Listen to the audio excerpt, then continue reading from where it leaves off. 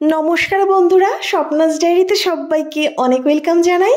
আজ তোমাদের আমি শেয়ার করছি আম কেকের রেসিপি। ডিম ছাড়া খুব সহজভাবে রেসিপিটি শেয়ার করেছি। আশা করছি বন্ধুরা তোমাদের খুব ভালো লাগবে। এক পিস পাকা মিষ্টি আম নিয়েছি। আমটাকে ছোট ছোট টুকরো করে মিক্সিতে পেস্ট করে একটা সেকনির সাহায্যে ছেঁকে একটা বাটিতে আমি নিয়ে নিয়েছি। এক বাটি আমের পাল্প হয়েছে। অন্যদিকে একটা কড়াই বসিয়ে দিলাম।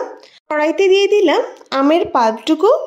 এবার দিয়ে দিচ্ছি সেই পাল্প অনুযায়ী হাফ কাপ মতো চিনি।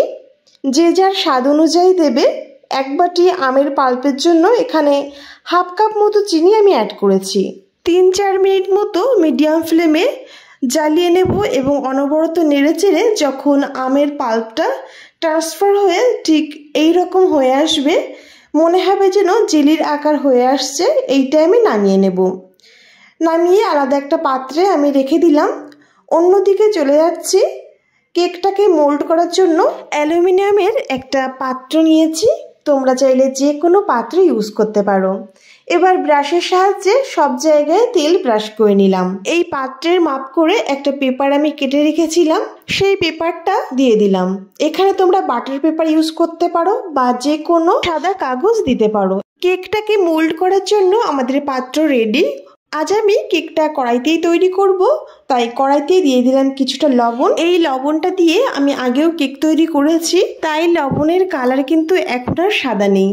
উপরে একটা বসিয়ে দিলাম স্ট্যান্ড এবং একটা ঢাকনি দিয়ে ঢেকে দিলাম।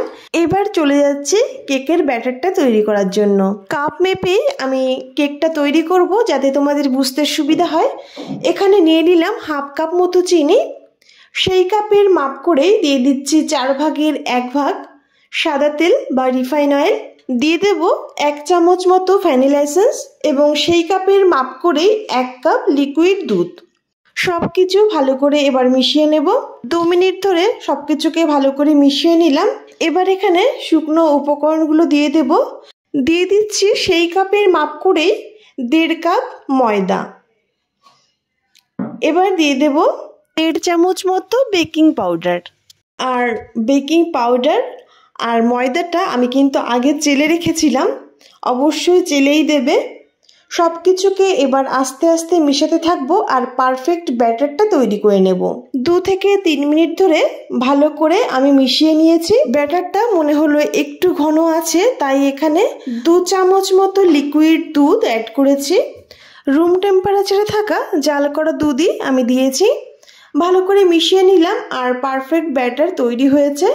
এবার দিয়ে দিচ্ছি আমের পাল্প, যেটা আগেই আমরা জাল করে রেখেছিলাম। এখানে 3 চামচ আমের পাল্প দিয়ে দিলাম। ভালো করে এবার মিশিয়ে নেব। ভালো করে মিশিয়ে নেওয়ার পর ঠিক এই রকম একটা ঘনত্বের ব্যাটার তৈরি হয়েছে। আমাদের ব্যাটার পুরোপুরি রেডি। এখনই কেকটা তৈরি করে নেব, ওয়েট করা যাবে না।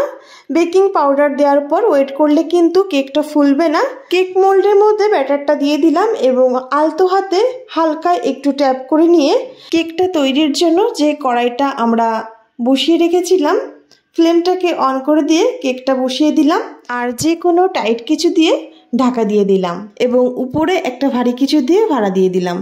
ফিরে আসছি 45 মিনিট পর। ঢাকনি তুলে নিয়েছি।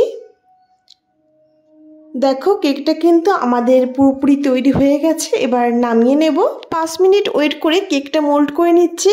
চারিদিকে ছুরির সাহায্যে একটু ছাড়িয়ে নিচ্ছি যাতে সুন্দরভাবে কেকটা বেরিয়ে আসে। উপরে একটা প্লেট দিয়ে দিলাম এবং নিচু করলে কেকটা খুব সুন্দরভাবে বেরিয়ে এলো। এবার পেপারটা তুলে নিলাম এবং কেকটাকে আমি সাজিয়ে নেব। তার আগে কেকটা দেখো অসাধারণ হয়েছে, যেমন কালারটা সুন্দর এসছে তেমন নরম হয়েছে, দুর্দান্ত হয়েছে কেকটা। এবার সাজিয়ে নেওয়ার পালা। তো চলো প্রথমে আমি নিয়ে আসি আমের পাল্প। যে আমের পাল্পটা আমি রেখেছিলাম এক্সট্রা, সেটুকু উপরে চামচের সাহায্যে সমানভাবে দিয়ে দেব। সব জায়গায় সমানভাবে আমের পাল্পটা ছড়িয়ে দিলাম। অন্যদিকে 20 টাকা দামের একটা চকলেট ডেয়ারি মিল্ক নিয়েছি। এবার এই বাটিতে চকলেটটা নিয়ে নিচ্ছি এবং পুরোটা চকলেট নিয়ে দুধ অ্যাড করছি। এখানে প্রথম 1 চামচ দুধ দিয়ে ভালো করে গুলে নিচ্ছি।